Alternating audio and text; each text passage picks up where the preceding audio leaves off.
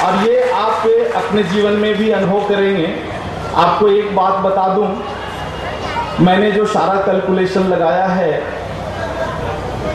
और इसका हिसाब जोड़ा है, और ये प्रैक्टिकल रूप में यहाँ भी जो गया गौशाला समिति है, यहाँ भी इस काम को किया जाना है।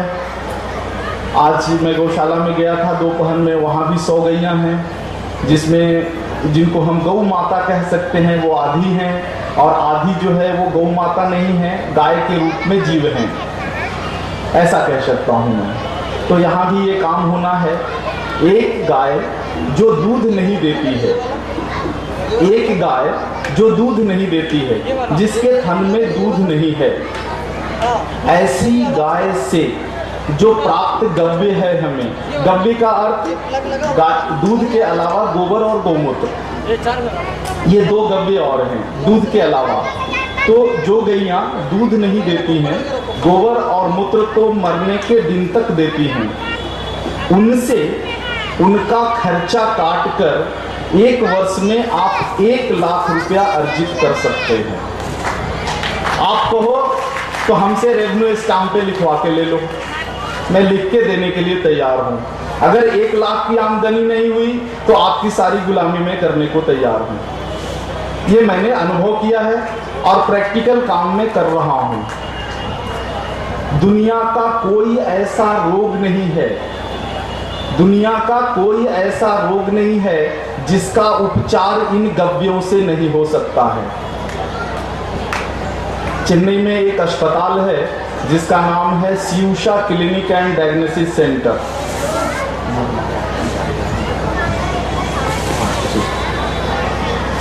चेन्नई में एक बहुत बड़ा चैरिटेबल अस्पताल है, जैन भाइयों का बनाया हुआ है, उसका नाम है Shivsha clinic and diagnosis centre. इस अस्पताल ने 3 साल पहले हमें आमंत्रित किया था कि आप गव्य आधारित चिकित्सा का काम शुरू करो।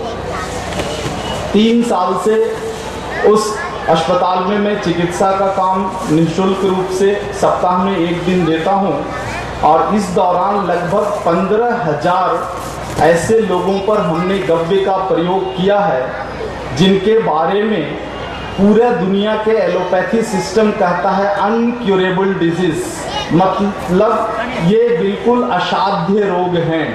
ऐसे रोगों पर हमने प्रयोग किया गव्य का, और अभी तक किसी भी रोग में मुझे निराशा हाथ नहीं लगी है।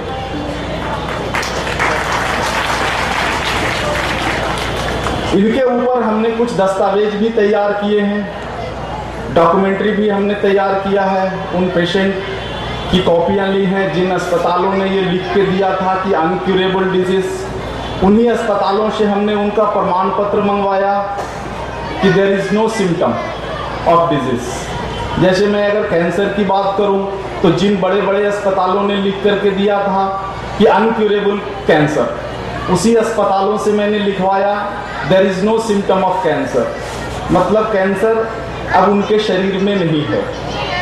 मैं उन अस्पतालों का नाम नहीं लेना चाहूँगा, लेकिन मैं ये कहता हूँ कि भारत के जो सबसे बड़े बड़े अस्पताल हैं उनकी बात मैं कह रहा हूँ। तो जो गव्यों को मैंने देखा अपनी दृष्टि से और उनका जो गुणधर्म देखा, तो उसमें मुझे लगा कि ये जो गव्य हैं इनमें दूध को आप बोनस समझ लीजिए।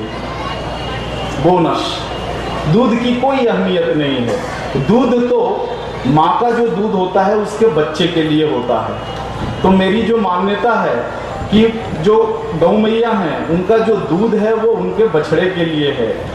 हमारे लिए तो गोबर और गौमूत्र है। गौमूत्र के बारे में हमारे शास्त्रों में जो सबसे मुख्य बात कही गई है वो ये कही गई है, गौमूत्र धनवंतरी। धनवंतरी भगवान के बारे में आप जानते होंगे कि अपने देश में एक भगवान के रूप में अगर कह लें तो ऋषि महर्षि भी हो सकते हैं या साक्षात भगवान के रूप में भी हो सकते हैं। धन्वंतरी एक हुए जिन्होंने इस पृथ्वी पर चिकित्सा शास्त्र का अवतरण किया। तो ये पूरा का पूरा जो धन्वंतरी हैं पूरा का पूरा धन्वंतरी गौमूत्र में है। गोमय वशति धन्वंतरी, जो गाय का गोबर और गौमूत्र है उसमें पूरा का पूरा धन्वंतरी है। और गोबर के बारे में एक और बात कही गई, गोबर गोमय वस्ति लक्ष्मी, मतलब ये जो गोबर है उसमें लक्ष्मी का निवास है। अब ये जो आज के जो पढ़े लिखे लोग हैं, अब ये तो कहीं गोबर अगर देख लें तो नाक बंद कर लेते हैं, बदबू आती है। इस संबंध में आपसे जो मेरा जो एक प्रैक्टिकल अनुभव है ये आपको बताता हूँ। मैं जहाँ पे रहता हूँ, जिस रूम में जिस कमरे में रहता हूँ, वो चारों तरफ से गौशालाओं से घिरा हुआ है। मतलब मैं जहाँ रहता हूँ जिस कमरे में, उससे मुश्किल से 10-15 कदम पर ही हमारी 100 गैयाँ रहती हैं। और 14 साल के दौरान मैंने कभी भी मच्छर अगरबत्ती नहीं जलाया और न ही मच्छरदानी लगाया। दुनिया का सबसे बड़ा जो एंटीसेप्टिक है वो गोबर और गौमूत्र है। अब अगर दुनिया का कोई सबसे बड़ा एंटीसेप्टिक आपके सामने हो और उसमें कीड़े पनप जाएं, तो ये तो बहुत ही असंभव बात है। फिर कहिए कि ऐसा क्यों होता है कि गया की गलियों में जो गोबर गौमूत्र हैं उससे तो मच्छर पनपता है। तो मैं इस बात पर आपसे ये कह सकता हूँ कि वो गायें नहीं हैं जिन्हें हम गाय के स्वरूप में देखते हैं। आज गाय के शरीर के जैसा जो देखते हैं वो गायें नहीं हैं। मेरी भाषा में कहें तो वो सुअर हैं, अंग्रेजी में पिग जिसको कहते हैं। इसका जो है ऐतिहासिकता भी जो है, इस पर भी हम लोगों ने थोड़ा सा शोध का काम किया, खोज का काम किया, तो हमें पता चला कि हमारे देश में जो अंग्रेज लुटेरे आए थे उन्होंने सोना चांदी तो लूटा ही, हमारी सारी व्यवस्थाओं को तो तोड़ा ही, इसके साथ हमारे देश की जो उत्तम नस्ल की गायें थी, उत्तम नस्ल की गायों का मतलब अगर आपको उदाहरण से बताऊं तो आज भी भारत में एक गाय की प्रजाति है जिसे हम लाल सिंधी कहते हैं। लाल सिंधी गाय के थन में एक दिन में 60 लीटर दूध होता है। अगर आप खरीदना चाहो तो 1.5 लाख की गाय इस भारत में आज भी उपलब्ध है। 1.5 लाख की गाय लेकर के आ जाइए, हमारे देश की उत्तम नस्ल की गाय है और वो आपको एक दिन में 60 लीटर दूध देगी। ऐसी ऐसी गैया थी हमारे यहाँ, लाल सिंधी, गिर, काठियावाड़, राजस्थान की एक बहुत अच्छी प्रजाति है नागौरी। नागौरी उतनी दूध नहीं देती है।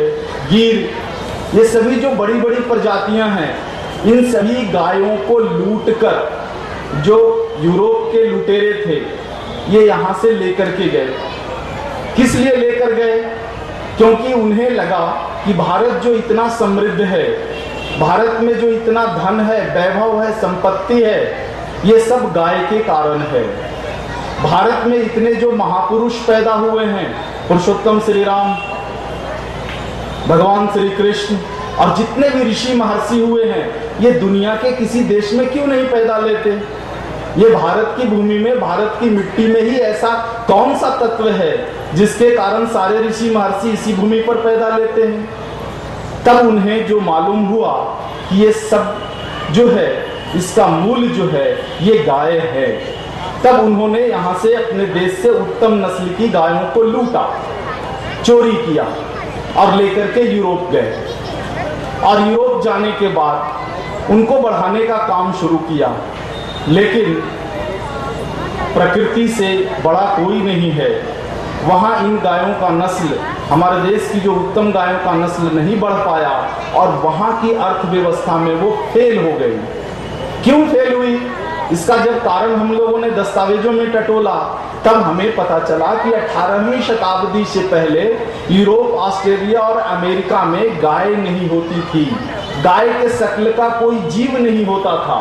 वहाँ थोड़ी बहुत जो खेती होती थी वो घोड़े से होती थी, घोड़े से ही हल जोतते थे। उनके यहाँ गायें नहीं थी। वो गाय यहाँ से लेकर के गए, इसके ऊपर उन्होंने प्रयोग किया। प्रयोग करने के बाद जो जेनेटिक चेंज किया, इस बात पे मैं आऊँगा अभी, तो ये घोड़े से खेती करते थे। यहाँ से गाय चोरी करके ले गए, लूट कर ले गए, और वहाँ की जो अर्थव्यवस्था है उसमें फिट करना चाहा तो गायें फिट नहीं हुई, फेल हो गई। इसका जो सबसे बड़ा कारण है कि वहाँ वर्ष के 8 महीने तक बर्फ जमा हुआ होता है, वहाँ खेती का कोई बड़ा काम नहीं होता, वहाँ चावल नहीं होते, अनाज नहीं होते, गेहूं तो अब होने लगा है, फल फ्रूट नहीं होते, सब्जियां नहीं होते, कुल मिलाकर खाने के लिए तो बटर ब्रेड के सिवाय कुछ नहीं है उनके पास। दूध के लिए भी कई तरह के दूसरे जानवर पर वो निर्भर रहते हैं, और सबसे बड़ा जो उनका आहार है, आप कल्पना कीजिए कि किसी देश में अगर खेती नहीं हो, वहाँ अनाज पैदा नहीं हो, वहाँ सब्जी की खेती नहीं हो, वहाँ फल फ्रूट की खेती नहीं हो, तो खाने के लिए आखिर क्या होगा? तो खाने के लिए जो सबसे बड़ा जो उनके पास होगा वो खाद्य पदार्थ के रूप में वो मांस होगा। तो वहाँ के सभी लोग मांस खाते थे, और हमारे देश की जो गायें हैं उनके शरीर में इतना मांस नहीं होता, और वहाँ की जो जलवायु है, भौगोलिकता में है, उसमें उनका दूध भी उतना नहीं हुआ। तब जो यूरोप के वैज्ञानिक हैं, जेनेटिक वैज्ञानिक, उन्होंने परीक्षण इसके ऊपर शुरू किया कि आखिर इस जीव में अधिक से अधिक मांस कैसे बने और अधिक से अधिक इनके थन में दूध कैसे हो, इस पे उपाय शुरू हुआ। तब उन्होंने एक जानवर का पता लगाया, एक जीव का, जिस जीव का नाम है सुअर यहाँ कहते हैं, अंग्रेजी में पिग कहते हैं। एक जो पिग, जो सुअर माँ है, वो एक बार में 10 से 12 बच्चे देती है। तो आप कल्पना कीजिए कि जिस माँ के 12 बच्चे हों तो उनके थन में 12 बच्चों के पेट भरने भर दूध तो रहेगा। तो सुअर एक ऐसा जीव है जिस सुअर माँ के थन में बहुत ज्यादा दूध होता है और शरीर पर मांस ही मांस होता है। तो उसके साथ, सुअर के साथ, और हमारे देश की जो उत्तम नस्ल की गायें थी, इसके साथ जेनेटिक प्रयोग शुरू हुआ, और इस प्रयोग के बाद एक नए जीव की उत्पत्ति उन लोगों ने की, जिसका ही नाम है क्रॉस, या उससे आप कह लें जर्सी, उसे कह लें हॉस्टियन या फ्रीजियन। मेरा मानना है कि शायद जो फ्रांस में ऐसे जो अनुसंधान हुए होंगे उस ब्रीड का नाम फ्रीजियन होगा, जो हॉलैंड में इस तरह के काम हुए वो शायद हॉस्टियन होगा, जो ऑस्ट्रेलिया में जो जर्सी शहर में जो काम हुआ शायद उसका नाम जर्सी रहा होगा। तो ये जो हम लोगों ने दस्तावेज ढूंढना शुरू किया तो उसमें ये सारी बातें जो है कुछ आंशिक रूप में हमें मिलना शुरू हुआ, और तब हमें ये अंदाज़ा लगा कि ये जो भारत में गाय के रूप में जो हम देखते हैं, जो अंग्रेजों के भारत के बाद से यहाँ आना शुरू हुआ, अंग्रेज उसको लाने लग गए। और एक बहुत ही मज़ेदार बात आपको बताऊंगा कि गायों को खत्म करने के लिए अंग्रेज जो कलेक्टर यहाँ हुआ करते थे, वाइसराय हुआ करते थे, उसको विक्टोरिया जो वहाँ की जो महारानी थी, उन्होंने चिट्ठी लिखी कि आप अपने बंगले के दरवाजे पर भैंस बांधना शुरू करो, क्योंकि हमारे यहाँ एक धारणा है कि बड़ा आदमी कोई अगर काम करे तो उसे देखकर छोटे लोग भी उस काम को करते हैं। तो विक्टोरिया के एक आदेश पर भारत में जितने कलेक्टर थे उनके बंगले पे भैंस बंधने लगी, ताकि हम भारतीय, हमारे पूर्वज उसको देखें और हम भी गायों को बेचकर भैंस लाना शुरू करें। इस हद तक षड्यंत्र का काम अंग्रेजों ने हमारे देश में गायों को खत्म करने के लिए किया था। तो इस तरह से अंग्रेज जो जेनेटिक चेंज जो गाय है, गाय की तरह जो दिखने वाली जो है जीव, इसको यहाँ लाना शुरू किए और इसको प्रचारित करना शुरू किए। और सबसे बड़ा जो मैं दुर्भाग्य की बात मानता हूँ वो कि आज भी हमारी सरकारें गाय की तरह दिखने वाली जो सुअर प्रजाति की गायें हैं, इनके संवर्धन के काम में अपनी पूरी ताकत झोंक दी है। आज आप अगर बैंक में चले जाएं और कहें कि हमें एक देसी गाय खरीदनी है, आप हमें ऋण मुहैया कर दो, लोन दे दो, बैंक मैनेजर आपको गेट आउट कह के निकाल देगा। ये मेरा कड़वा अनुभव है। और अगर वही आप कह दें कि मुझे भैंस खरीदनी है या 2 जर्सी गाय खरीदनी है, सत्कार के साथ बैठाएगा, चाय पिलाएगा और आपका ऋण सैंक्शन कर देगा, और हमारी सरकार उस पर सब्सिडी दे देगी। तो ये तो वर्तमान स्थिति है। तो मेरी जो दृष्टि है, जो मुझे हमारे गुरुदेव प्रोफेसर धर्मपाल जी से जो मिली वो यही कि जो हमारे देश की गायें हैं ये बहुत ही अद्भुत और विचित्र हैं, बहुत ही अद्भुत और विचित्र हैं। ये जो जेनेटिक चेंजेस जो यूरोप और ऑस्ट्रेलिया के देशों में हुआ, इसमें एक बहुत ही अच्छी बात है जो आपके साथ शेयर करूंगा मैं। हमारे यहाँ एक धारणा है कि जब हम विवश हो जाते हैं तब भगवान के ऊपर निर्भर हो जाते हैं, ऊपर देखते हैं और कहते हैं भगवान आप देख लेना, हमारे सामर्थ्य से बाहर का बात है। तो यूरोप में जब ये काम हुआ तब भारतवासियों के दर्द को भगवान ने देखा होगा और ये जेनेटिक चेंज में गाय जिसे हम माता कहते हैं उनके शरीर में एक जो नाड़ी है, अद्भुत नाड़ी, उसका वो नहीं आ पाया। उस नाड़ी का नाम है सूर्य केतु नाड़ी, जिसे हम बिल्कुल गांव की भाषा में कहें तो पुट्ठा। जो ये जेनेटिक चेंज हुआ इसमें बिल्कुल ये पुट्ठा नहीं आ पाया।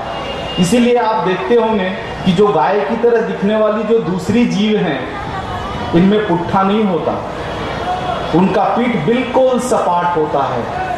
अब आप कहें, प्रश्न कर सकते हैं कि आखिर इसमें है क्या?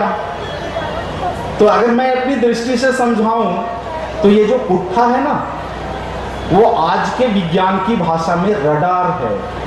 रडार, एंटीना जिसको कहते हैं। मैं इसे एंटीना के रूप में देखता हूं।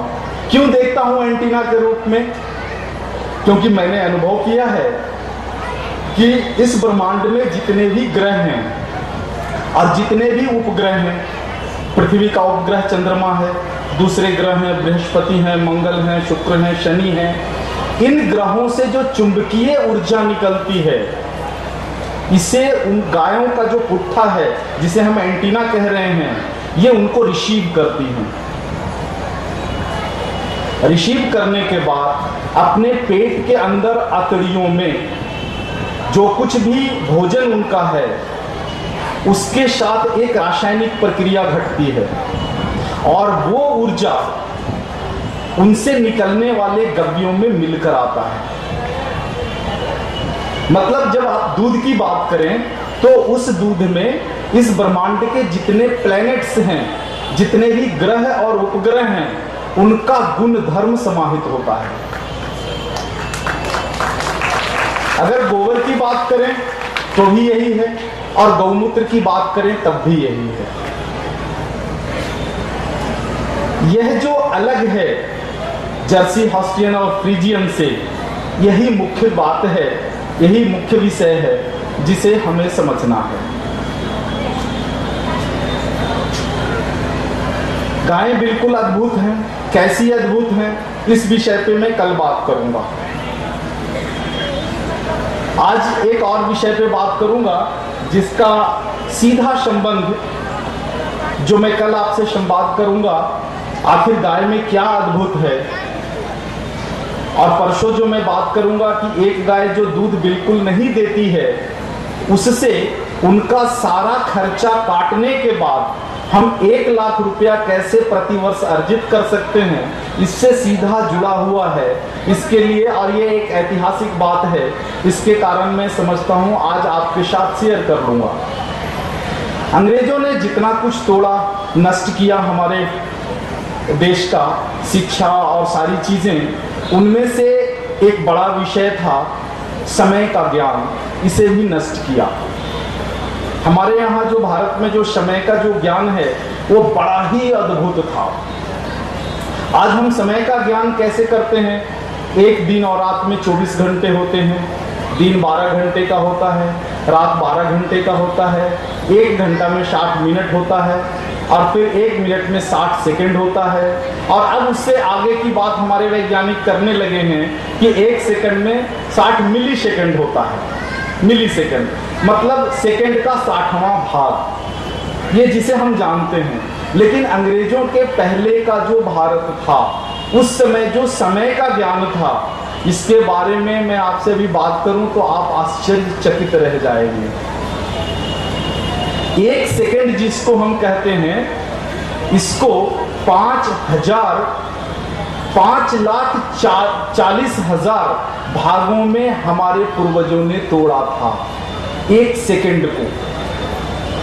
समय का इतना सूक्ष्म अवधारणा दुनिया के किसी भी देश में नहीं मिलता है।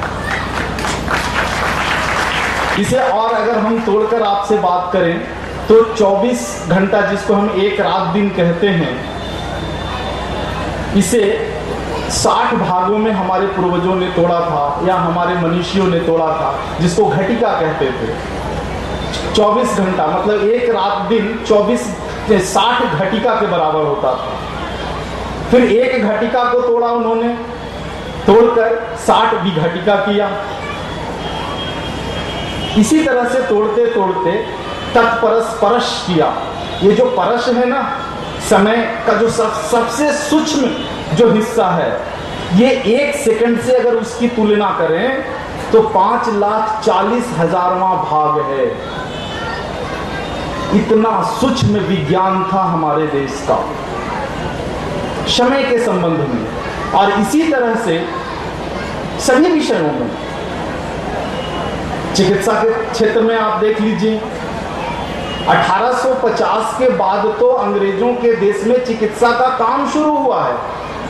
जिस सर्जरी की वो बात करते हैं ना, उस सर्जरी का सारा गुण उन्होंने महर्षि सुश्रुत से सीखा। आज जितने भी एलोपैथी में आप दवा देखते हैं, सारा गुण उन्होंने महर्षि चरक से लिया। महर्षि चरक कब हुए हमारे देश में? आज से लगभग अगर उनकी बात करूं मैं तो लगभग 4000 साल पहले, मतलब महाभारत का जो युद्ध हुआ हमारे देश में, महाभारत लगभग हुआ आज से 5200 लगभग 60 वर्ष आप मान लें, 253-54 वर्ष पहले। और महाभारत के लगभग 1000 वर्ष के बाद हुए महर्षि चरक, जिन्हें आज पूरा दुनिया, आप एलोपैथी शास्त्र ले लें, होम्योपैथी ले लें, आयुर्वेद ले लें, सिद्धा ले लें, यूनानी ले लें, दुनिया के किसी भी चिकित्सा शास्त्र में चल जाइए, सभी लोग एक स्वर में कहते हैं ऋषि चरक फादर ऑफ मेडिसिन, दवा विज्ञान के पितामह हैं। और इसी तरह से ऋषि सुश्रुत के बारे में सभी चिकित्सा शास्त्री एक स्वर में कहते हैं कि वो सर्जरी के यानी शल्य चिकित्सा के पितामह हैं। उन्होंने तो बहुत बाद में सीखा, सर्जरी जो सीखा है ना अंग्रेजों ने, और सीखकर जो हमारे देश में वो जो लेकर के आए, इस विषय पे जो पौराणिक तथ्य आंकड़े हमारे पास जो हैं, उसे आप सुनेंगे तो बड़ा ही आश्चर्य होगा कि अंग्रेजों के पहले हमारे देश में, और आज भी जो नाई जाति है ना, जो बाल बनाने के काम करते हैं, नाई ब्राह्मण, उन्हें हम आदरपूर्वक नाई ब्राह्मण कहते हैं, ये सारे भारत के शल्य चिकित्सक हुआ करते थे। और अंग्रेजों ने 17वीं शताब्दी में नाई ब्राह्मणों से ही शल्य चिकित्सा सीखी, सीख कर गए और यूरोप में थोड़ा सा कुछ परिवर्तन किया, थोड़ा हेर फेर किया, और हेर फेर करने के दौरान हमारी शिक्षा का नाश किया, और नाश करने के बाद फिर हमें कहने लगे कि देखो हम कितने महान हैं, हमें सर्जरी भी आता है, दवा बनाना भी आता है, और हम तुम्हें पढ़ाएंगे, अंग्रेजी पढ़ाएंगे। तो ये सारा कुछ एक बड़ा ही कड़वा इतिहास रहा है हमारे देश का। तो इस तरह से जो है थोड़ी सी पृष्ठभूमि मैंने आपके सामने रखी गौ माता का, और समय की जो अवधारणा है उसकी, कि आखिर समय को किस तरह से तोड़ा।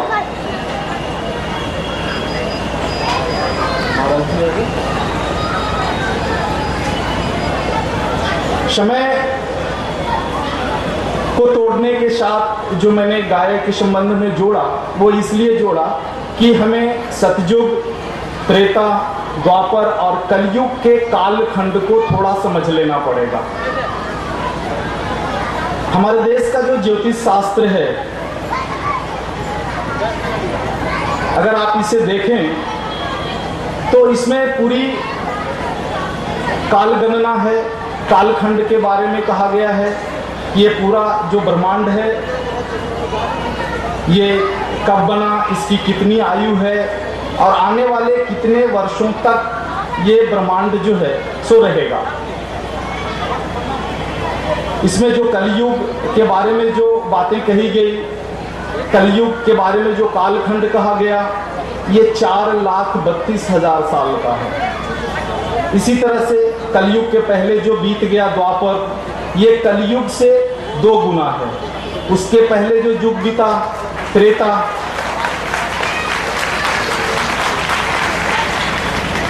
ये कलयुग से 3 गुना बड़ा, और उससे पहले जो सृष्टि का जो पहला युग हुआ सतयुग, ये कलयुग से 4 गुना बड़ा। तो ये जो पूरा कालखंड है एक महायुग का, वो 42 लाख वर्षों का है। हम जिस पुरुषोत्तम श्री रामचंद्र जी को जानते हैं, इनका जो अवतरण हुआ वो सतयुग के उत्तरार्ध में हुआ। भगवान श्री रामचंद्र जी के बारे में भी हमने पढ़ा है कि उनके घर पे 10 लाख गायें थी। इसके बाद जो सबसे बड़ा भारत का इतिहास हम पढ़ते हैं वो 5000 साल पहले का महाभारत का इतिहास, जिस समय हमारे धरती पर श्रीमद् भगवत गीता का अवतरण हुआ, जिनके मुख से श्रीमद् भगवत गीता का अवतरण हुआ भगवान श्री कृष्ण, उनका जन्म भी एक ऐसे घर में हुआ जहां कई हजार गैयां थी।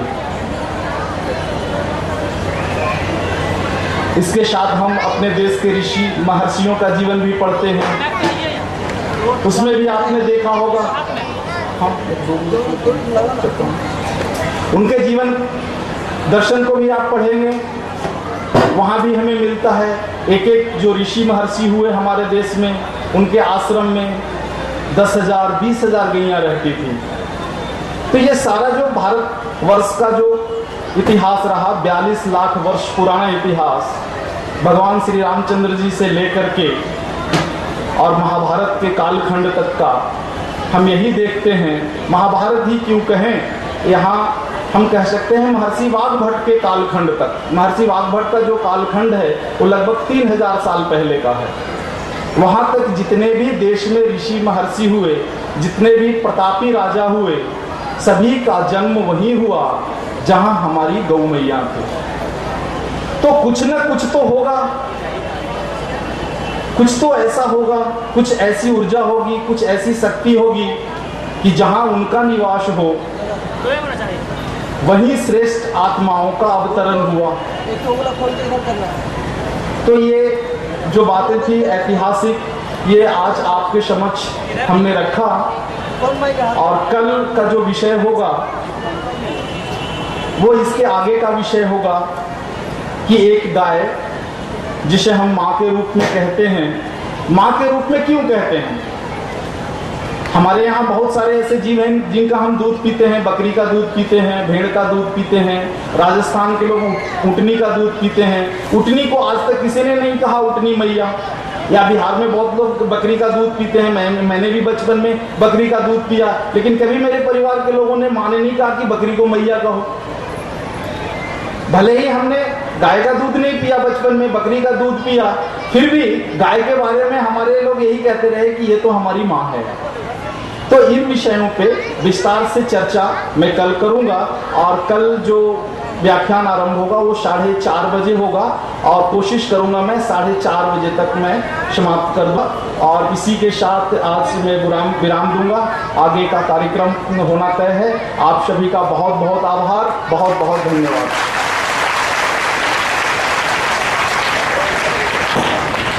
हेलो धन्यवाद निरंजन जी।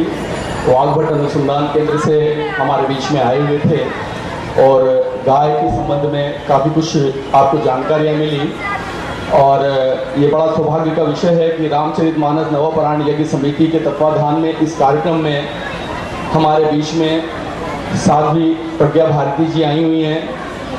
आगे के कार्यक्रम के बारे में मैं शुरू करूं उसके पूर्व हमारे पाणिनि कन्या विश्वविद्यालय वाराणसी से आई हुई हमारी ब्रह्मचारिणी बच्चियों के द्वारा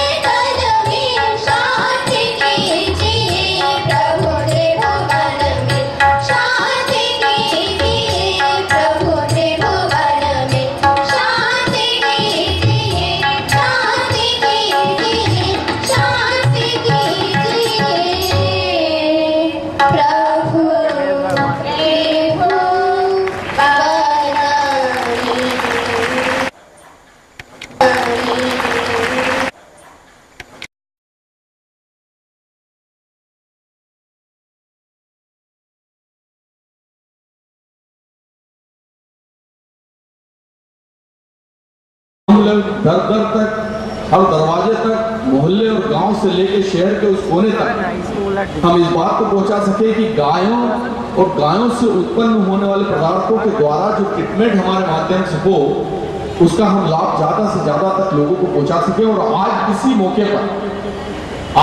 मौके पर मद्रास से हमारे बीच में श्री निरंजन जी वाघभट्ट अनुसंधान केंद्र के माध्यम से हमारे पास गो कथा के माध्यम से आपको आपकी आत्मा को जागृत और झंकृत कर देने के लिए आ रहे हैं।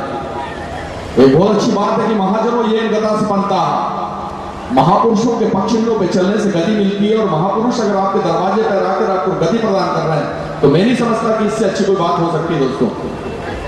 और हमें इस बात का हर्ष ही नहीं है, हम संतुष्ट भी हैं कि आप लोग अगर यहाँ तक पहुंचे हैं तो इसके पीछे कोई कारण तो जरूर है कि आत्मा और परमात्मा के एक परस्पर मिलन के माध्यम से आप यहाँ तक पहुंच पाए। और ये बड़ी खुशी का विषय है कि आप इस प्रोग्राम के अंदर, इस कार्यक्रम के अंदर अपने को संपूर्ण रूप से जोड़े हुए हैं। ये देश संतों, महात्माओं, महापुरुषों की देन कोपी न बनता भाग्यवंता। लोग बोलते हैं कि धन संपदा इत्यादियों से हम हर कुछ प्राप्त कर सकते हैं, लेकिन आपको शायद जानकर हैरानी होगी कि बड़े बड़े वेद, रामायण, गीता, महाभारत इत्यादियों पे जिनका प्रभुत्व रहा है वो सब लंगोटीधारी थे और उनके अनुयायियों में बड़े बड़े राजे और महाराजा खड़े रहते थे दोस्तों। तो धर्म प्रेमी दोस्तों, मुझे आज बहुत खुशी है कि हम श्री गया गौशाला और पतंजलि योग समिति हमारी एक बहुत जबरदस्त रूप से एक सहयोगी संस्था हमारे साथ में जुड़ी है और उनके वॉलेंटियर का जो मनोबल, जो उनका त्याग है, डेफिनेटली हम उसकी प्रशंसा करते हैं। गीता के 16वें अध्याय के श्लोक के साथ श्रेयो ज्ञानम अभ्यासाद ज्ञानम दद्यानम विशिष्यते ध्यानात् कर्म फलत्यागस्ता गच्छन्तिरन्तरम। मर्म को नहीं जानकर किए गए कर्म से ज्ञान श्रेष्ठ और ज्ञान से मुझ परमेश्वर के स्वरूप का ध्यान श्रेष्ठ है और इस सबसे ज्यादा श्रेष्ठ सभी कर्मों के फलों का त्याग। तो आज आप जिस त्याग के लिए, जिस समय के त्याग के साथ आप यहाँ पे आए, तो डेफिनेटली मैं ये मान के चलता हूं कि आपको उसका फायदा मिलेगा। मैं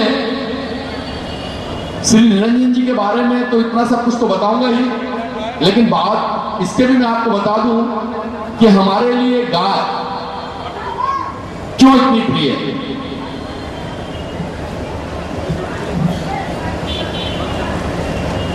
वेदों में मैंने कल भी उच्चारण किया था, गावो विश्वस्य मातरा, गाय संसार की माता है। गाय की पूजा एवं सेवा के साथ संपूर्ण देवी देवताओं की आराधना हो जाती है। गाय की महिमा अनंत है, वेदों से लेकर पुराणों तक में इसकी महिमा का भूरी भूरी वर्णन मिलता है। सर्वे देवा इसका देहा सर्वदेवी मही ज्ञो, ऐसी विशद महिमा वेदों में पाई गई है कि वेदों में स्पष्ट बताया गया है। और प्रजापति ने तो यहां तक कहा है कि परमेश्वरी गाय के सिंह में इंद्र का वास होता है, उनके सिर में इंद्र का वास होता है, अग्निदेव उनके ललाट में और यमदेव उनके गली की संधि में रहते हैं। नक्षत्रराज चंद्रदेव गाय का मस्तिष्क धुलो, ये संपूर्ण पृथ्वी उनका ऊपरी जबड़ा और पृथ्वी उसका निचला जबड़ा है। विद्युत गाय की जीभ, मत्स्य उनके दांत, रेवती नक्षत्र गला, कृतिका कंधा और ऋतु कंधे की हड्डी है। वासुदेव उनके समस्त इसके लोक स्वर्ग हैं और पृष्ठवंश की हड्डियां उनके श्वेत पक्षी बाघ हैं। उनकी छाती, अंतरिक्ष उसके बल, बृहस्पति इसकी कुबड़, बृहस्पति नामक छंद इसकी छतरी अस्थियां, उसकी छाती की अस्थियां हैं। देवांगना इनकी पीठ की और परिचायिका पसली की हड्डियां हैं। मित्र और वरुण देवता इसके कंधे हैं। श्रेष्ठ और अरमया इनके हाथ हैं। महादेव जी इनकी भुजाएं, वायुदेव इनकी पूंछ और पवमान इनकी सहस्त्रों हैं। ब्राह्मण और क्षत्रिय इनके नितंब और बलकंधे हैं। ये मैं अपनी तरफ से किसी भी बात का मैंने उल्लेख नहीं किया है, ये शास्त्रोक्त विधि है और शास्त्रोक्त मत मैंने आपके सामने लिखा है। और ये पद्म पुराण, भविष्य पुराण, ब्रह्म पुराण और स्कंद पुराण इत्यादियों में इसका इवन बृहस्पति पराशर स्मृति में भी इसका बहुत जबरदस्त रूप से उल्लेख है। तो ये हमारी कामना है कि गायों के प्रति आपकी संभावनाएं बढ़े, गायों के प्रति आपका प्यार बढ़े। अभी इस गाने के माध्यम से भी हम लोग ये बता पाए कि इस देश में गो हत्या भी बंद हो, गायों के प्रति हमारा वात्सल्य बढ़े, गाय के दूध का हम प्रयोग करें, गाय की मूत्र और गाय के गोबर से बनी हुई दवाओं का भी प्रयोग करें। आज हमने एक स्टॉल भी यहाँ पे लगाया है और आगे के कार्यक्रम को हम बहुत जल्दी आगे बढ़ा रहे हैं। मेरा निवेदन है श्री अविनाश जी से कि कृपया मंच पे आके हमारे श्री निरंजन जी के बारे में दो शब्द बताएं, ताकि आप लोग जिस मनीषी के बारे में आप यहाँ पे आज इकट्ठे हुए हैं उनके बारे में आप जान लें। श्री अविनाश जी। धन्यवाद। ओम। इस सभा मंडप में उपस्थित सभी धर्म प्रेमी परम गौभक्त श्रोतृवृंद, मैं आप सबका इस कार्यक्रम में पूरे हृदय के साथ वंदन एवं अभिनंदन करता हूँ। बड़े सौभाग्य की बात है कि मेरी जानकारी के अनुसार गया शहर में प्रथम बार गौ कथा का आयोजन होना निश्चित हुआ है और चेन्नई के महर्षि वाग्भट अनुसंधान केंद्र के महान मनीषी जो कि गौ एवं गव्य विशेषज्ञ हैं, उनका प्रवचन सुनने का सौभाग्य आज समस्त गयावासियों को और सुदूर स्थान से आने वाले उन समस्त परम गौ भक्तों को मिला है। जो महान मनीषी हमारे बीच उपस्थित हैं, जिन्होंने कल भारतीय संस्कृति के इतिहास में गौओं की क्या पृष्ठभूमि रही है उस विषय में बहुत कुछ बताया। उस महान मनीषी का अत्यंत संक्षेप में, चूंकि समय की मर्यादा का भी ख्याल हमें रखना है, मैं परिचय देना चाहूँगा कि वो क्या है, उनका कार्यक्षेत्र क्या रहा है, गौ और गव्य पर उनके अब तक के क्या अनुभव रहे हैं और कितनी ऊर्जा, कितनी लगन, कितनी परिश्रम के साथ संपूर्ण भारतवर्ष में वह घूम घूम कर गौ कथा के माध्यम से समस्त गौ भक्तों को, समस्त देशवासियों में जन जागृति उत्पन्न कर गौओं के संरक्षण एवं संवर्धन का महान कार्य कर रहे हैं। हमारे महान मनीषी श्री निरंजन जी सन 1999 से आप गौ एवं गव्य के क्षेत्र में कार्य कर रहे हैं।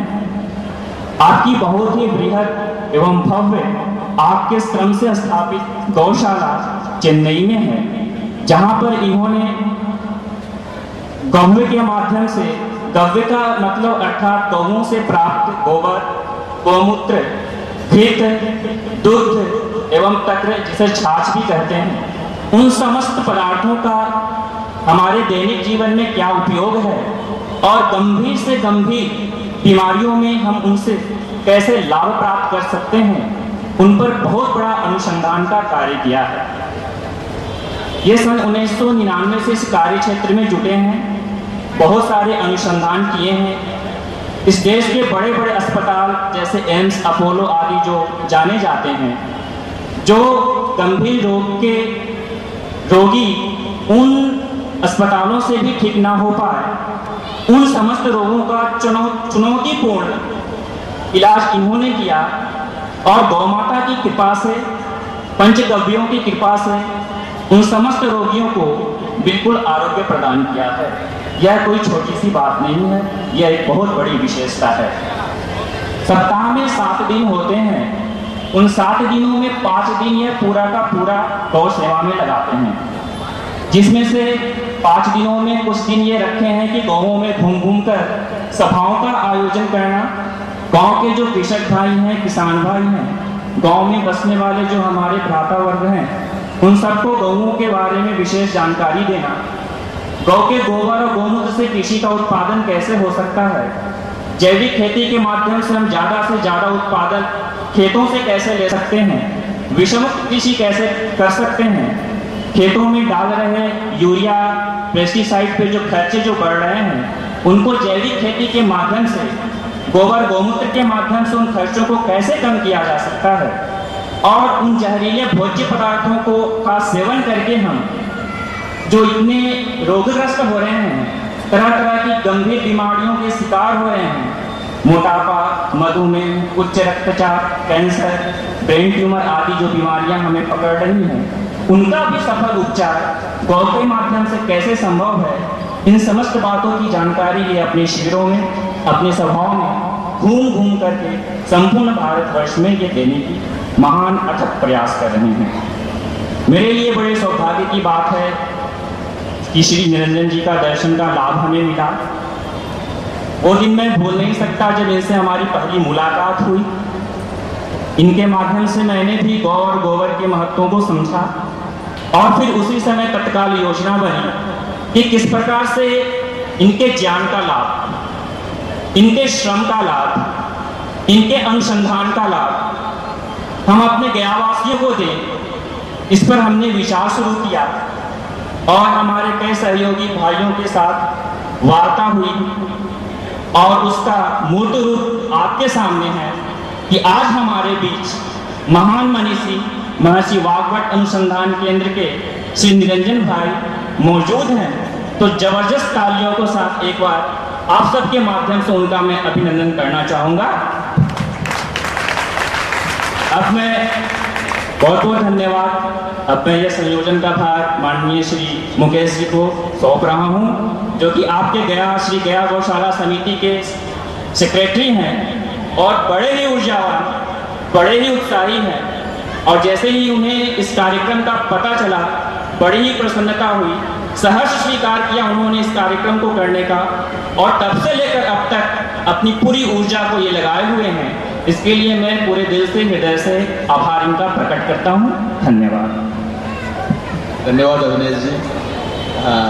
हम तो बहुत अविनेश सेवक है भाई, इतना ऊंची बात आप हमारे लिए बता दिए तो बड़ी खुशी की बात है। और मैं विनती करूंगा और आपकी तरफ से तालियों की विनती करूंगा है। मैं जैसा निरंजन जी को मैं बुला रहा हूँ और जैसे वो उठ के यहाँ पे आए और आपकी तालियों की आवाज के साथ उनके अभिनंदन में कोई कमी नहीं आना चाहिए। दोस्तों, अगर ये तालियां कम गई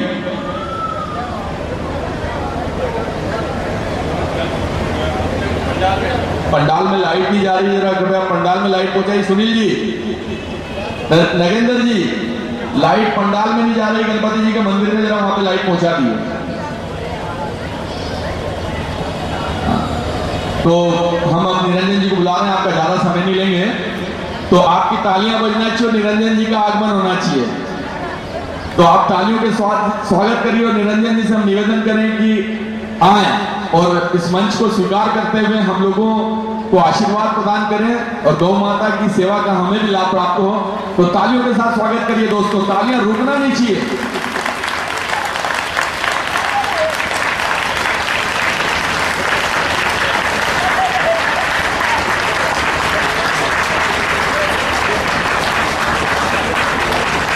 तो शेले शेले नमाणिक्यम मौक्तिकम न गजे गजे, शेले शेले नमाणिक्यम मौक्तिकम न गजे गजे, साधुओं नहीं सर्वत्र चंदन न बने बने।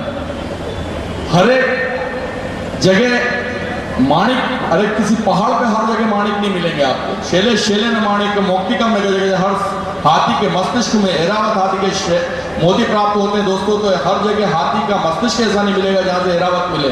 तो शेले शेले न माणिक का मोक्तिकम नगर जगह, साधु नहीं जरूरत, साधु आपको हर जगह नहीं मिलेंगे।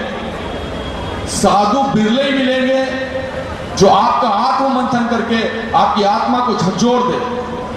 तो साधु नहीं सर्वत्र और चंदन न बने बने, हर एक जंगल में चंदन नहीं पाया जाता दोस्तों। तो आज हमारे बीच में ऐसे साधु पहुंचे हुए हैं जो संत के रूप में आज आप सबके लिए मौजूद हैं। और आज आपको बताएंगे गौ सेवा से संबंधित, मेरा अग्रवाल प्रिंटिंग प्रेस के हमारे बीच में अग्रवाल जी आए हुए हैं और बहुत ही सात्विक और बहुत ही दानी आत्मा है। और हमारे बीच में आए हुए हैं हमारे रामचरितमानस नवप्राण यज्ञ समिति के श्री विनोद जी जसराजपुरिया जी। मेरा दोनों से निवेदन है कि कृपया आके उनका स्वागत अभिनंदन करें और आशीर्वाद लें। कृपया अग्रवाल जी और विनोद जी जसराजपुरिया जी।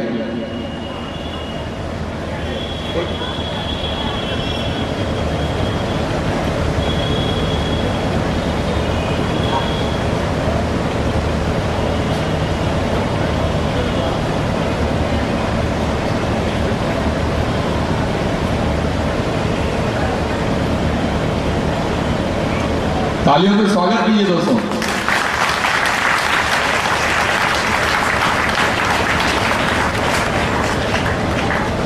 तो बड़ी खुशी का विषय है और इस कार्यक्रम को अब हम शुरू कर रहे हैं। इसके पहले कि बड़े जोर से एक नारा बुलंद, एक आवाज बुलंद करते हैं, गणपति बप्पा, गणपति बप्पा। आवाज बहुत धीरे दोस्तों, एक बार इतनी जबरदस्त आवाज आना चाहिए कि उस कोने तक पहुंच जाए कि पटवा टोली से लोग दौड़ते हुए यहां पे आ जाए। गणपति बप्पा। तो आगे के इस कार्यक्रम के लिए हमारे बीच में निरंजन जी हैं, हम उनसे चाहेंगे कि आपको आशीर्वाद प्रदान करें। जय श्री कृष्ण।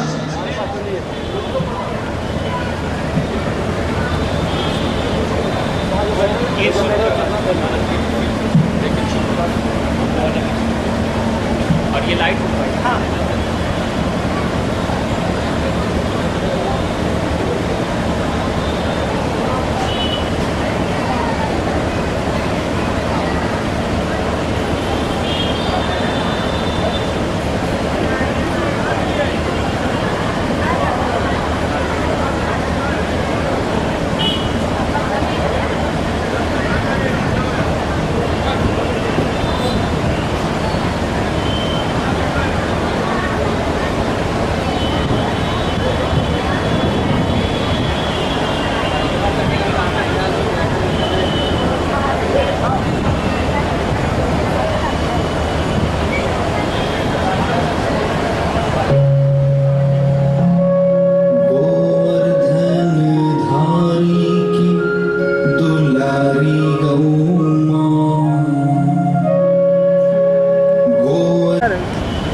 आज हमारे बीच प्रियंका बहन उपलब्ध नहीं हैं।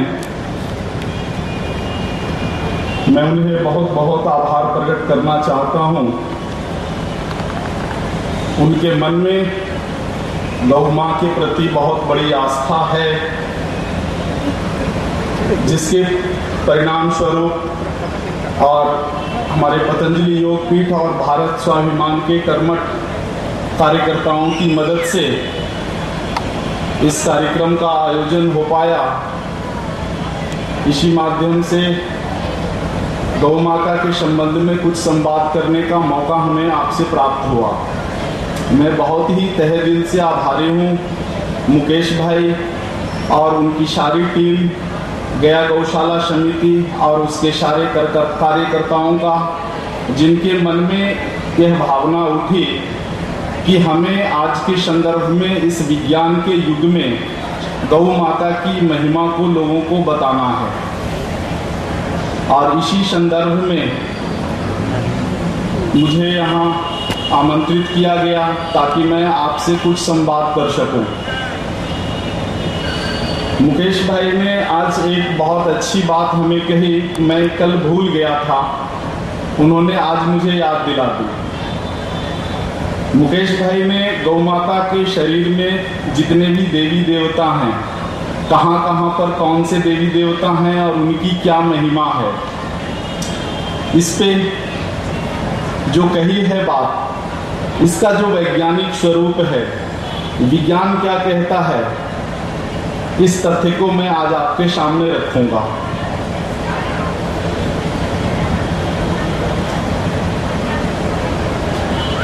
आज का जो व्याख्यान है, आप कृपया इस लाइट को बंद कर दें। ये सामने वाली लाइट बंद करवा दें। आज का जो विषय है, गाय आखिर क्यों मां के रूप में हमारे समक्ष हैं। सदियों से 43 लाख वर्षों से जिस सृष्टि में हम रह रहे हैं, इस सृष्टि में गायें मां के रूप में हैं, प्रथम पूज्य के रूप में हैं। आखिर क्यों? उनमें क्या कुछ अद्भुत है, उनमें क्या कुछ ऐसी विशेषता है, इसी विषय पर आज मैं बात करूंगा। कल समय पर्याप्त नहीं हो पाया, जिसके कारण इतिहास के कुछ खंडों को मैंने छोड़ दिया। आज कुछ भाइयों ने निवेदन किया है कि जो कुछ खंड आपने छोड़ा है, इसे अगर आप हमें बता दें तो अच्छा रहेगा। तो ऐसी बात है कि जो ऐतिहासिक पृष्ठभूमि है गौ माता की, ये बहुत ही बड़ा विषय है। मैं ज़्यादा कुछ तो आज नहीं कह पाऊंगा, वरना आज जो मैंने सोचा है आपके समक्ष संवाद करने के लिए, यह पूरा नहीं हो पाएगा। फिर भी मैं कोशिश करूंगा कि जिन भागों को हमने छोड़ा है, संक्षिप्त रूप में आज आपको जानकारी दूं। मैं कल मैंने कहा था कि मैं अपने हिसाब से इन कालखंडों को 3 भागों में बांटा है। ऐतिहासिक मतलब बहुत ही पौराणिक भारत, उस समय हमारे यहाँ क्या गौ की महिमा थी, और इस पे मैं लगभग जितनी जानकारी हमें देनी चाहिए कल मैंने बात कर लिया है। दूसरा है भारत का वो हिस्सा जब हमारा देश मुगलों का गुलाम था, और मैंने कल ही कहा था इस विषय पे मैं अभी ज़्यादा बात नहीं करूँगा, क्योंकि हमें मुख्य रूप से आपके समक्ष उपयोगी विषयों पर ही बात करनी है। मैंने यही सोच रखा है, और हमारे जो आयोजक हैं, मित्रगण हैं, इनका भी कहना यही है कि आज जो विज्ञान कहता है उसके संदर्भ में हम विषय वस्तु को रखें तो ज़्यादा कारगर होगा। इससे आगे का जो विषय है अंग्रेजों के भारत का, जब हमारा देश अंग्रेजों का गुलाम था, फ्रांसीसियों का गुलाम था, पुर्तगालियों का गुलाम था, उस समय का जो हिस्सा है ये जानना जरूरी है, ताकि हमारे मन में जो थोड़ी बहुत ग्लानि है इसे हम समझ सकें। आखिर ऐसी गुलामी की मानसिकता हमारे मन में आई कैसे, इस विषय को जानना जरूरी है।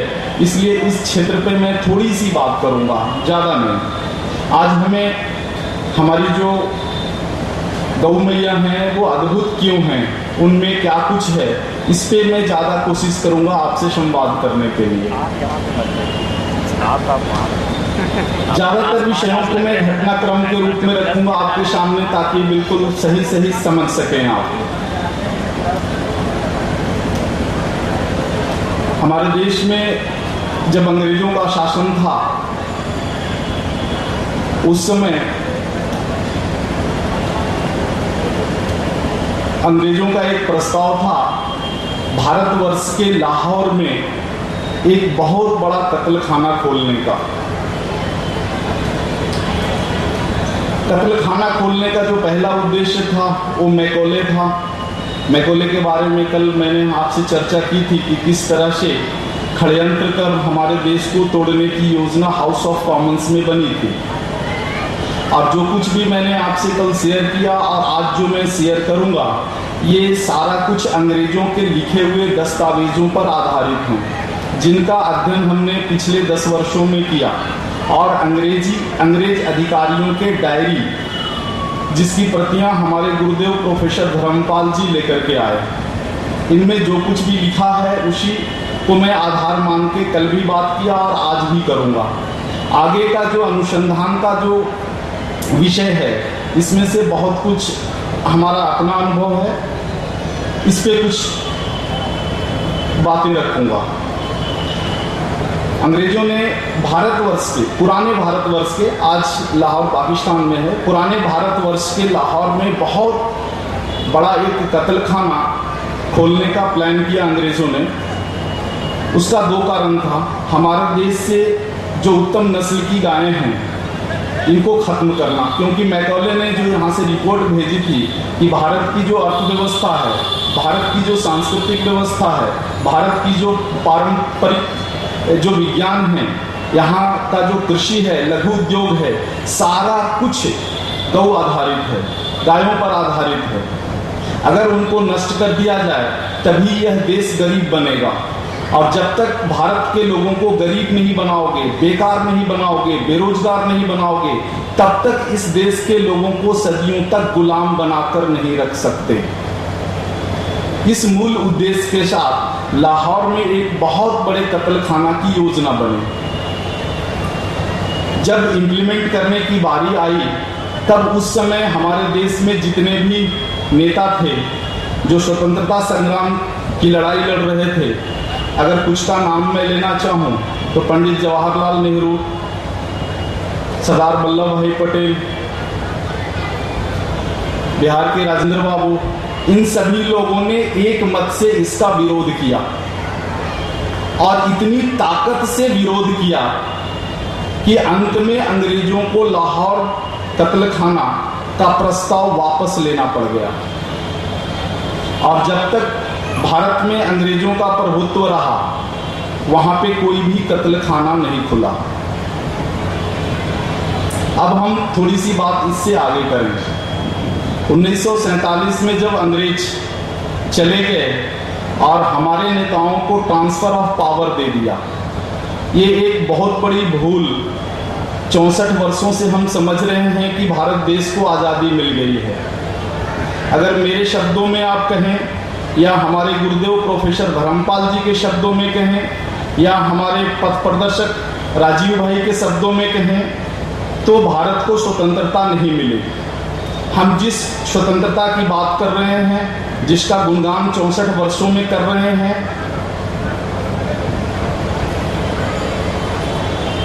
इसे स्पष्ट रूप में कहूं मैं तो एक बहुत बड़ा झूठ है। हमें आजादी के नाम पर सत्ता का हस्तांतरण मिला, मतलब अंग्रेजों के पास इस देश को चलाने के लिए जो अधिकार था इसका हस्तांतरण कर दिया, अपने हाथ से लेकर भारत के स्वतंत्रता सेनानियों के हाथ में दिया। आजादी का अर्थ क्या होता है? स्वतंत्रता प्राप्त होने का अर्थ क्या होता है? अगर आप किसी के गुलाम हैं और आपको अगर स्वतंत्र होना है तो गुलामी के बाद आपका जीवन कैसा होगा? एक ऐसा ही जीवन होगा ना जिसमें आप चाहें तो अपनी मर्जी की शिक्षा प्राप्त करें, आप अपनी मर्जी की चिकित्सा कर लें, आप अपनी मर्जी का काम ढूंढ लें और आप अपनी मर्जी से किसी भी संस्कृति का पालन करें। यही हो सकता है। अब आप सोचकर देखिए कि अंग्रेज चले गए 1947 में, मैकोले 1855 में इस देश में इंडियन एजुकेशन एक्ट लाया, भारतीय शिक्षा नीति। आज भी मैंने भी, आप लोगों ने भी और आने वाली पीढ़ी भी इसी शिक्षा पद्धति में पढ़ेंगे। आज भी हमारे बच्चे फिरंगी अंग्रेज का बनाया हुआ इंडियन एजुकेशन एक्ट में ही पढ़ाई पढ़ रहा है। यानी हमारी शिक्षा अभी तक अंग्रेजों की दी हुई शिक्षा ही है। फिर हम किस बूते कहते हैं कि हम आज़ाद हो गए? हमारी शिक्षा तो बदली नहीं। इसी तरह अगर आप देख लें तो भारत में जो कृषि व्यवस्था थी, इसे चौपट करने के लिए अंग्रेजों ने लैंड एक्विजिशन एक्ट लाया, भूमि अधिग्रहण का कानून। आज भी वो कानून जिंदा है। फिर हमारे किसान भाई किस बूते कहें कि उन्हें स्वतंत्रता मिल गई। अंग्रेजों ने हमारे देश का जो पारंपरिक चिकित्सा विज्ञान था, आयुर्वेद का इतना बड़ा विज्ञान था, दक्षिण भारत की बात करें तो सिद्धा का इतना बड़ा विज्ञान था, इस सारे विज्ञान को चौपट करने के लिए अंग्रेजों ने जो चिकित्सा पद्धति यहां पर स्थापित की, आज भी हमारा जीवन उसी चिकित्सा पद्धति में जा रहा है। हमारे सामने आज विकल्प नहीं है इस देश में। अगर आपको कोई गंभीर बीमारी है और आप चाहें कि हम अपने देश की अपनी चिकित्सा पद्धति में उसका इलाज कर लें, बिल्कुल संभव नहीं है। आखिर क्यों? 64 साल हो गए, 64 साल में ना हमने अपनी शिक्षा बदली, ना हमने अपना कानून बदला। और एक और गंभीर बात, अंग्रेज हमें गुलाम बनाने के लिए 34,720 कानून बनाए, हमें बर्बाद करने के लिए, हमें लूटने के लिए, हमें गुलाम बनाए रखने के लिए। आज सारे के सारे कानून जिंदा हैं, किसी भी कानून को नहीं बदला गया। यहां तक कि भारत का जो है पुलिस एक्ट तक नहीं बदला गया। फिर हम किस बूते कहें कि हम स्वतंत्र हैं, हमारा देश स्वतंत्र है।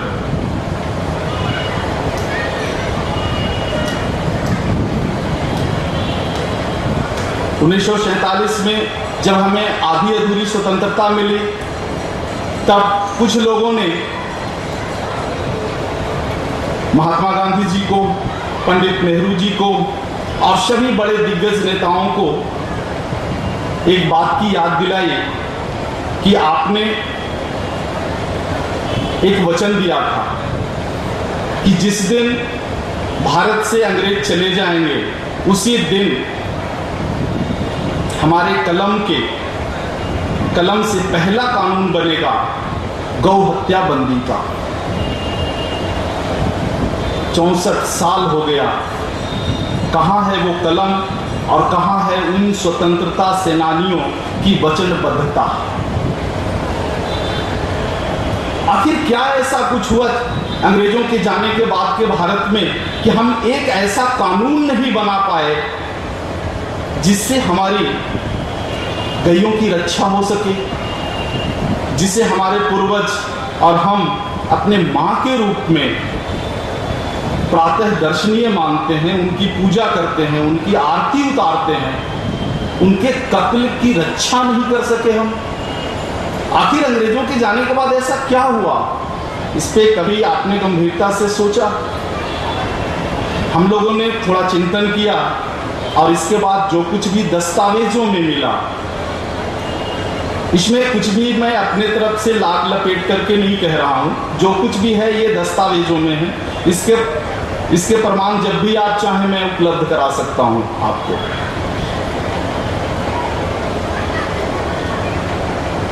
जब भारत के मनीषियों ने, साधु संतों ने याद दिलाया हमारे स्वतंत्रता सेनानी के अग्रज नेताओं को कि आखिर अंग्रेज चले गए, अब तो इस कानून को बना दो ताकि हमारी मां की हत्या ना हो।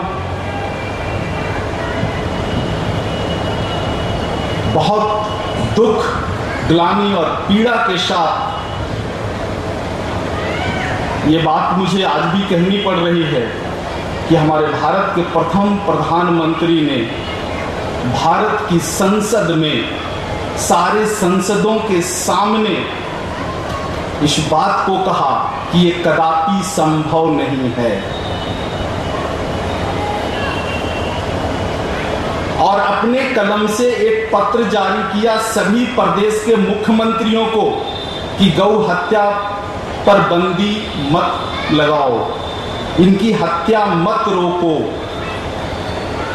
एक व्यक्ति जो स्वतंत्रता संग्राम से पहले ये बात कह रहा हो कि जिस दिन अंग्रेज इस देश से चले जाएंगे उस दिन पहला कानून बनेगा अपनी माताओं की हत्या को रोकने का, और वही व्यक्ति शीर्ष पद पर बैठने के बाद ये बात कह रहा है कि ये कदापि संभव नहीं है, और अपनी कलम से सारे मुख्यमंत्रियों को निर्देश दिया कि कत्ल को ना रोका जाए। आखिर इसके पीछे कौन सी बात थी, क्या हो गया?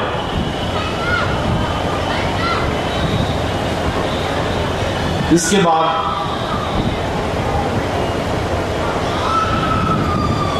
लाल बहादुर शास्त्री जी कुछ दिन तक हमारे देश के प्रधानमंत्री रहे। उनका काल जो है बहुत ही छोटा रहा, और जितना दिन रहा चीन और पाकिस्तान के युद्ध में उलझे रहे। मुख्य रूप से पाकिस्तान के साथ युद्ध रहा। इसके बाद हमारे देश में एक ऐसी माता प्रधानमंत्री बनी जिनके बारे में हम पूरे भारतवासी माँ दुर्गा की उपाधि देते हैं। उन्होंने जिस जौहर के साथ दुश्मनों से निपटा, इसके कारण ही उन्हें दुर्गा की उपाधि दी गई। और वास्तविक में अगर उनके कार्यकाल को आप देखें तो माँ दुर्गा से कम नहीं थी। लेकिन एक अफसोस रह गया उनके कार्यकाल में, जिसकी याद में आप लोगों को दिलाना चाहूँगा। एक बहुत बड़ी घटना घटी दिल्ली के सत्ता के गलियारों में, और उस घटना को दबा दिया गया। बहुत कम जानकारियां बाहर आ पाई, क्योंकि उस समय मीडिया भी उतना नहीं था सक्रिय, संचार के माध्यम बहुत कम थे। जब हमारे भारत के संतों और मनीषियों को लगा कि हमारी माताओं की हत्या अब नहीं रुकेगी, तब उन्होंने अनशन करने का ऐलान किया सरकार के समक्ष कि हम अब संसद के सामने आमरण अनशन करेंगे जब तक हमारी माओं की हत्या नहीं रुकेगी।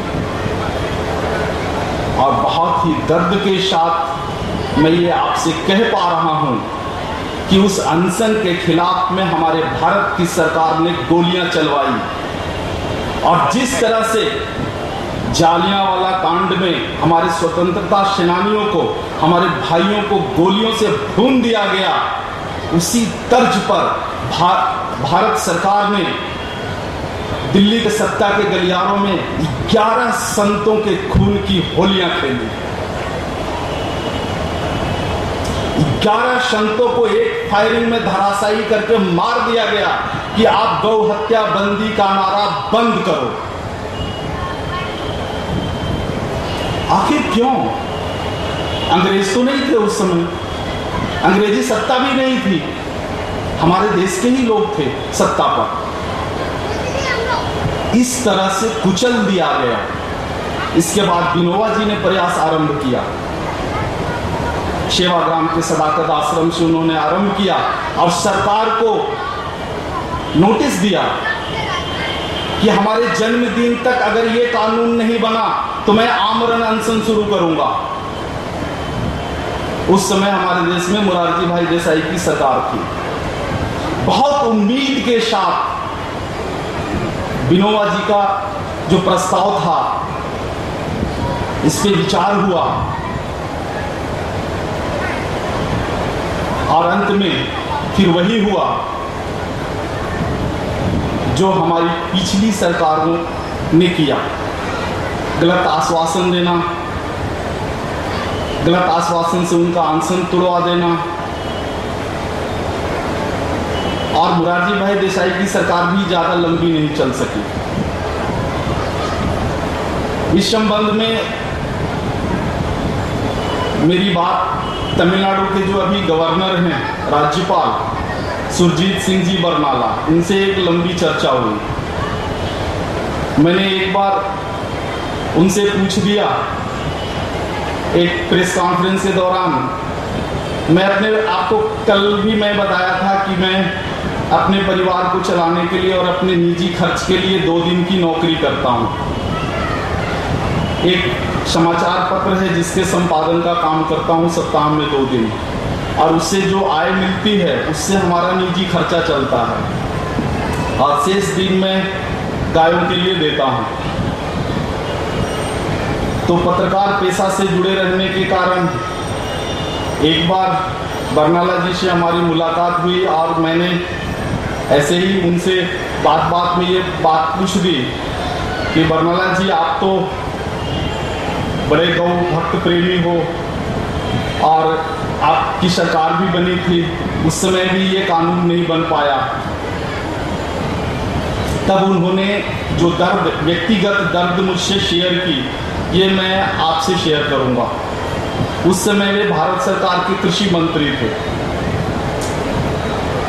और कृषि मंत्री के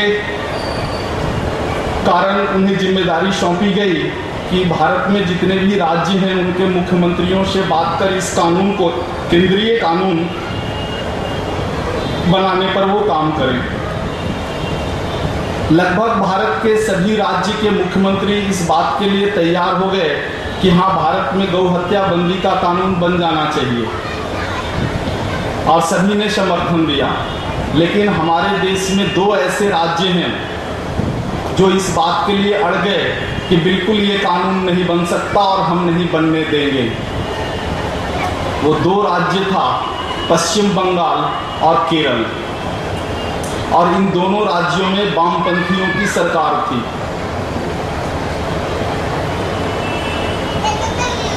तो वामपंथियों ने एक तर्क दिया, उस नेता का नाम मैं नहीं लेना चाहूंगा, लेकिन जो तर्क दिया वो जरूर आपके समक्ष में रखूंगा। उन नेताओं ने तर्क दिया कि गौ मांस खाना हमारा जन्म सिद्ध अधिकार है और सदियों से ये भारत में परंपरा रही है, इसलिए हम इस कानून को बनने नहीं देंगे। एक अंतिम मौका था इस देश के सामने जब गौ हत्या बंदी का कानून बन जाता। मामला फिर लटक गया और आज तक लटका हुआ है। पिछले 10 वर्षों में कुछ राज्य सरकारों ने इस पे काम किया और अपने अपने यहाँ पर गौ हत्या बंदी का कानून बनाया, लेकिन बहुत ही दुख के साथ ये कहना पड़ता है कि उन राज्यों में भी इस कानून को सख्ती से लागू नहीं किया गया है। नतीजा क्या हुआ? आपको कुछ राज्य की अगर मैं बात बताऊं नीचे से, केरल राज्य में मैंने काफी दौरा किया है। पूरे केरल राज्य में एक भी गौशाला नहीं है। ये जान के आपको तज्जुब होगा, आश्चर्य होगा। अगर आप कोई सांस्कृतिक कार्यक्रम कर रहे हो, कोई यज्ञ कर रहे हो और दीप जलाने के लिए भी गौ माता ढूंढेंगे तो पूरे केरल राज्य में एक गाय नहीं है। केरल राज्य की जितनी भी गायें थी, जितनी भी प्रजातियां थी, सब नष्ट हो गई। हम उससे थोड़ा ऊपर आए, तमिलनाडु की बात करें। तमिलनाडु जहां मैं रहता हूं और जहां लगभग 13-14 वर्षों से मैं गाय के काम से जुड़ा हुआ हूं, इस राज्य की भी स्थिति बहुत अच्छी नहीं है। तमिलनाडु में 16 प्रजातियां थी गाय की, उनमें से 4 प्रजातियां तो पूरी तरह से विलुप्त हो गई हैं। शेष प्रजातियां जो है उनकी संख्या आप अगर गिने तो 0.3% है। 0.3%। उससे थोड़ा हम ऊपर आए, आंध्र प्रदेश की बात करें। आंध्र प्रदेश में फिर भी कुछ स्थिति अच्छी है, कर्नाटक की भी कुछ स्थिति अच्छी है, और उससे ऊपर के जो राज्य हैं इनमें फिर भी संतोषजनक संख्या है। सबसे ज्यादा अभी जो पिछली बार जो जनगणना हुआ 2010 में, उसके आंकड़ा तो आप देखें, मैंने गहराई से उसका अध्ययन किया, तब मुझे पता चला कि सबसे ज्यादा जो गायें हैं, गौ माताएं हैं, वो भारत के मध्य प्रदेश में हैं। लगभग, आंकड़ा मुझे ध्यान में नहीं है, लेकिन सबसे ज्यादा है वहां। उसके बाद आंध्र प्रदेश में है, महाराष्ट्र में है, उत्तर प्रदेश में है, उड़ीसा में है, राजस्थान में है, गुजरात में है। बिहार की भी स्थिति बहुत अच्छी नहीं है। 1 से अगर आप 5 तक अगर आप टॉप की गिनती कर लें कि सबसे ज़्यादा गायें कहाँ हैं, उससे कम कहाँ हैं, तो 1 से 5 की गिनती में तो बिहार का नाम नहीं आएगा। बिहार के बारे में मुझे ज़्यादा जानकारी नहीं है आंकड़ों के बारे में, लेकिन मैं इतना ज़रूर कह सकता हूँ कि यहाँ की प्रजातियाँ भी सुरक्षित नहीं हैं। तो इतना सारा नुकसान हमारे देश का हुआ है अंग्रेजों का बनाया हुआ एक कानून के कारण, और आज तक उस कानून का तोड़ हम नहीं निकाल सके। ये थोड़ी सी बात थी, थोड़ा समय हमने लिया। कुछ भाइयों का अनुरोध था कि आगे वाली बात भी बताएं आप। जो ऐतिहासिक बात है उसे आज मैं यहीं पे विराम दूंगा, और अब मूल बात हम शुरू करेंगे कि आखिर हमारी जो गायें हैं इनमें क्या कुछ ऐसा अद्भुत है जिसके कारण हमारा पौराणिक भारत, अंग्रेजों से पहले का भारत, 1835 के पहले का भारत स्वर्णिम भारत था। कल मैंने थोड़ा सा दृश्य आपको बताया था कि हमारा भारत कैसा था और कैसा समृद्ध था, जैसा मैकॉले ने अपनी डायरी में लिखा है।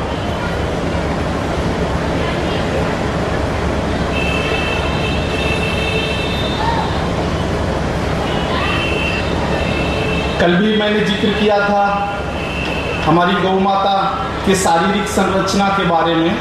एक बार फिर से मैं उस संरचना के बारे में आपको संक्षिप्त में बताऊंगा। इस धरती पर 84 करोड़ जीव जंतु हैं, कीट पतंग हैं। 84 करोड़ जीवों में प्रकृति के सबसे नजदीक, आस्थावान लोग कह लें भगवान के सबसे नजदीक, ब्रह्मा के सबसे नजदीक, जिन्होंने इस पूरे ब्रह्मांड की रचना की, उस ब्रह्मा के सबसे नजदीक, भगवान के सबसे नजदीक, प्रकृति के सबसे नजदीक 84,000 जीवों में अगर कोई जीव है तो हमारी गौ माता है। इसे अगर हम एक उदाहरण के रूप में कहें तो इस तरह से हो सकता है कि अगर मैं किसी कार्यालय में काम कर रहा हूं और उस कार्यालय का जो सबसे बड़ा अधिकारी है या मालिक है, तो उस कार्यालय में कोई एक ऐसा व्यक्ति जरूर होता है जिसकी पहुंच मालिक तक सीधे होती है। अगर आप छोटे कर्मचारी हैं और आपकी छोटी सी कोई बात है, उस बात को मालिक तक पहुंचाना है, आप मालिक तक नहीं पहुंच सकते क्योंकि आपकी हैसियत बहुत कम है, तब आप किसी ऐसे व्यक्ति को पकड़ते हैं जिसकी पहुंच मालिक से सीधी हो। फिर आप उसके कान में कह देते हैं भैया ये बात है, थोड़ा मालिक जी को कह देना, तो वो आपकी बात पहुंचा देता है। इसी तरह से इस पूरे ब्रह्मांड में जो 84 करोड़ जीव जंतु हैं, प्राणी हैं, इन प्राणियों में इस पूरे सृष्टि का जो निर्माता है, जिसे आप किसी रूप में कह लें, ब्रह्मा कह लें, भगवान कह लें, प्रकृति कह लें, उन तक सीधा संबंध हमारी गौओं की है। अगर हम अपनी कोई बात भगवान से कहना चाहें तो हमारी तो इतनी सामर्थ्य नहीं कि हम भगवान तक पहुंच जाएं। हम इतने बड़े तपस्वी भी नहीं हैं कि तपस्या कर भगवान को बुला लें। लेकिन हमारे बीच एक ऐसी जीव है जिनके माध्यम से हम अपनी बात को भगवान तक पहुंचा सकते हैं, और इसे मैंने प्रत्यक्ष रूप में देखा है। और अक्सर जब मैं मुसीबत में फंसता हूँ, किसी संकट में फंसता हूँ,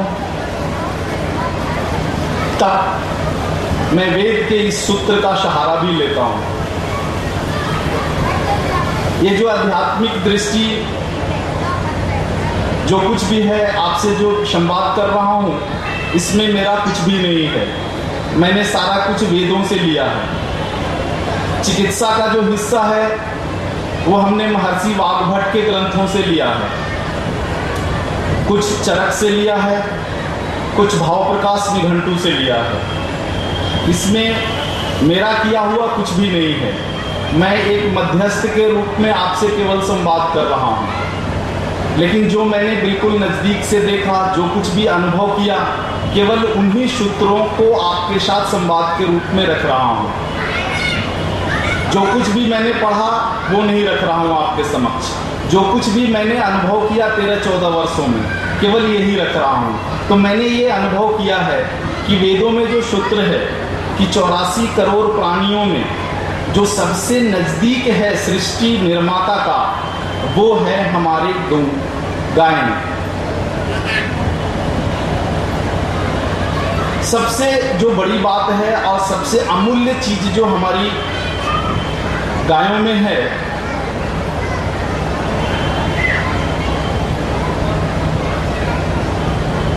वो है मातृत्व का गुण। आप नजदीक से कभी कोई गाय माता जब बच्चा जन्मती है, देती है, उस समय वहां पे आप खड़ा रहिए और देखिए कि गाय का जो बछड़ा है या जो बछड़ी है, उसके मुंह से पहला शब्द क्या निकलता है।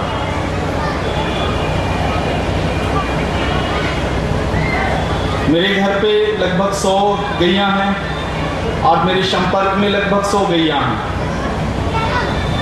जो हमारे अनुसंधान के काम से जुड़े हुए हैं। 200 जो गैया हैं, तो इनमें अक्सर होता है कि कोई ऐसा सप्ताह नहीं होता है जब एक बछड़े या बछड़ी का जन्म नहीं होता हो। हर सप्ताह एक या दो बछड़ी या बछड़ा का जन्म होता है हमारे यहाँ।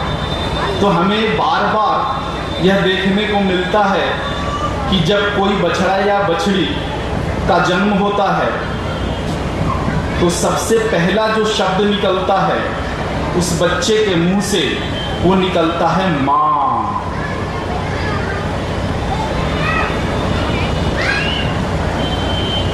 इसे आप चाहें तो खुद भी आजमा कर देख लीजिए।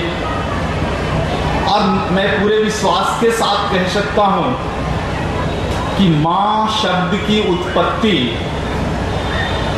गाय से ही हुई है।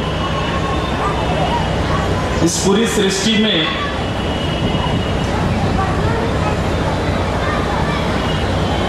मां कितनी पूजनीय हो सकती है,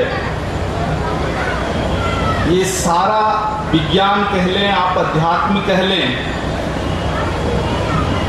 हमें गायों से ही मिली है।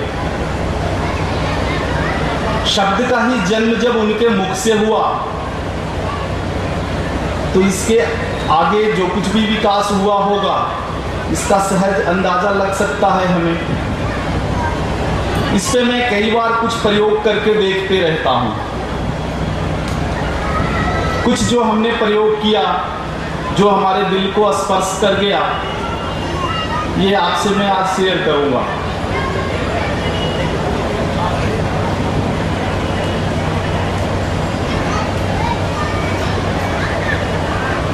मैं अपने जीवन का 4 दिन गायों के काम में लगाता हूं और एक दिन चेन्नई में एक चिकित्सालय है जिसका नाम है CU शाह क्लिनिक एवं डायग्नोसिस सेंटर।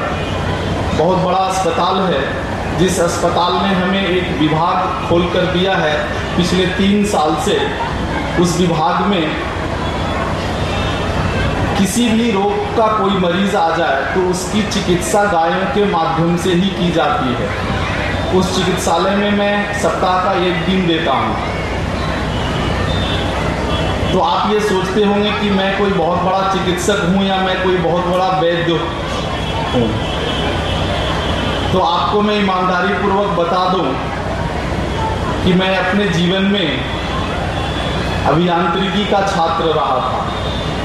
ये चिकित्सा विज्ञान, वनस्पति विज्ञान और जीव विज्ञान से मेरा दूर तक कोई रिश्ता नहीं था।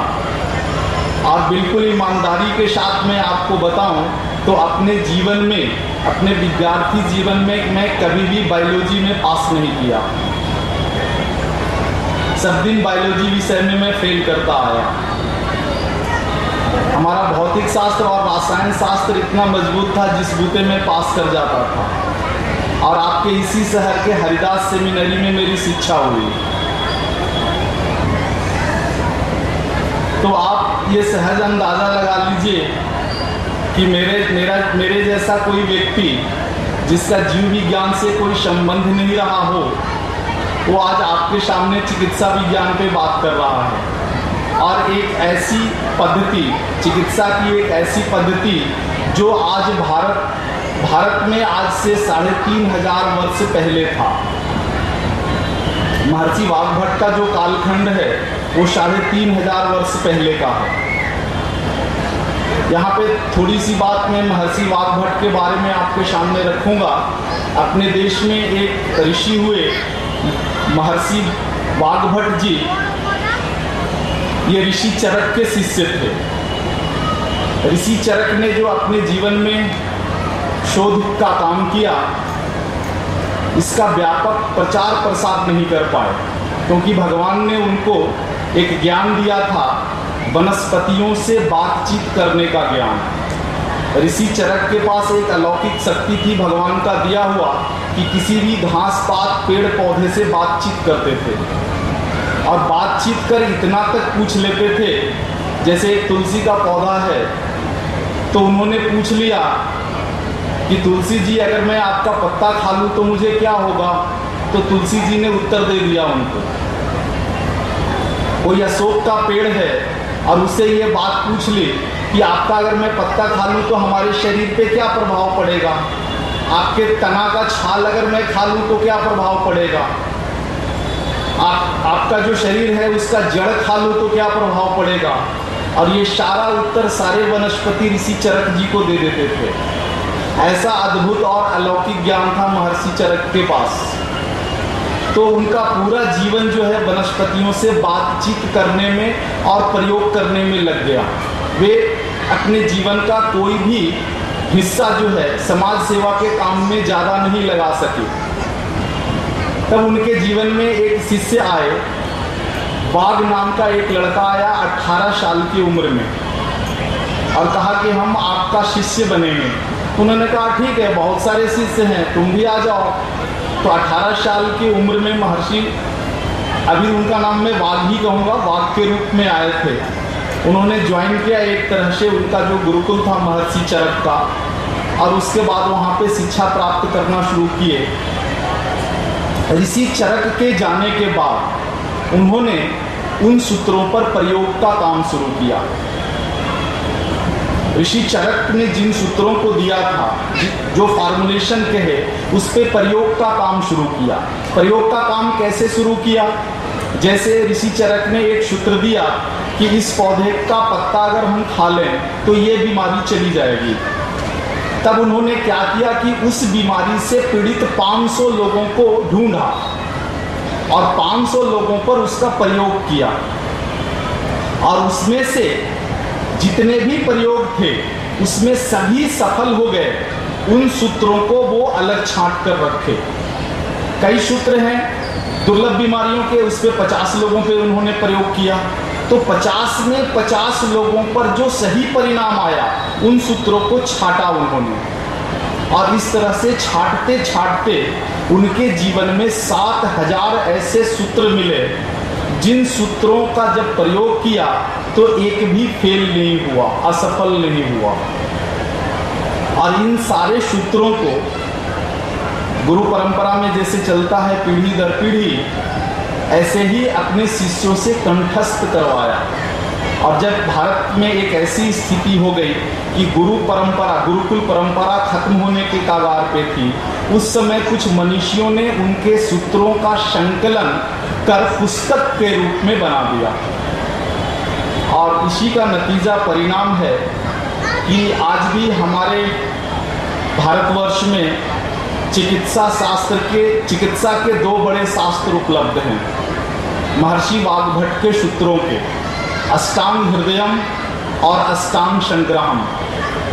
आपके गया शहर के जितने भी बड़े पुस्तक के दुकान हैं, इन दुकानों में जाकर पूछिए आज भी वो ग्रंथ मिलेगा, आंशिक रूप में मिलेगा, मूल वॉल्यूम में नहीं मिल सकता है, आंशिक रूप में मिलेगा, छोटे वॉल्यूम में मिलेगा, जिसमें भले ही 7000 सूत्र ना हो, कुछ कम होंगे, लेकिन आज भी हमारे बीच उपलब्ध है। इन सूत्रों का जब मैंने अध्ययन शुरू किया, और हमारे जो पथ प्रदर्शक हैं राजीव भाई ने 7 साल तक इसका अध्ययन किया, और 7 साल तक अध्ययन करने के बाद एक अलौकिक स्वास्थ्य कथा शुरू की चेन्नई की धरती से। स्वास्थ्य कथा एक बार अगर आप सुन लें तो बिल्कुल आपको आश्चर्य होगा कि ऐसा कुछ हो सकता है क्या। उसकी जो मूल बात है ये मैं आपके सामने रख दूं। महर्षि वाग्भट के सूत्रों के संग्रह का जो ग्रंथ है उसका अंतिम सूत्र ये है, वाग्भट जी कहते हैं कि ये जो 7000 सूत्र जो हैं, इनमें से कोई 12 से 15 सूत्र आप अपने जीवन में लगा लो। मतलब जो सूत्र में है बात, उस तरह से जीवन जीना शुरू कर दो, और हमारी गारंटी है कि तुम जीवन में कभी भी बीमार नहीं पड़ोगे। इतनी बड़ी गारंटी महर्षि वाग्भट जी अपने अंतिम सूत्र में देते हैं। तो एक बार हम लोगों को लगा कि ठीक है, हो सकता है महर्षि वाग्भट जी का काल ऐसा हो कि उस समय भारतवर्ष में प्रदूषण ना हो, जल बढ़िया हो, अनाज बढ़िया मिलता हो। आज तो अनाजों में यूरिया DAP आ गया, जहरीले अनाज हो गए, पानी अच्छा नहीं है, मिट्टी अच्छी नहीं है, जहां भी देखो जहर घुला है। तो ठीक है, महर्षि वाग्भट जी का काल ऐसा रहा होगा जब इस धरती पे कुछ भी जहरीला ना हो, तो निश्चित रूप से उस समय ऐसा कुछ होता होगा। आज जब हवा भी प्रदूषित है, जल भी प्रदूषित है, मिट्टी भी प्रदूषित है, और अनाज भी जहर मिला हुआ है, तो क्या जरूरी कि महर्षि वाग्भट जी ने जो कहा है वो आज सच हो जाए। इस विषय पर एक बार राजीव भाई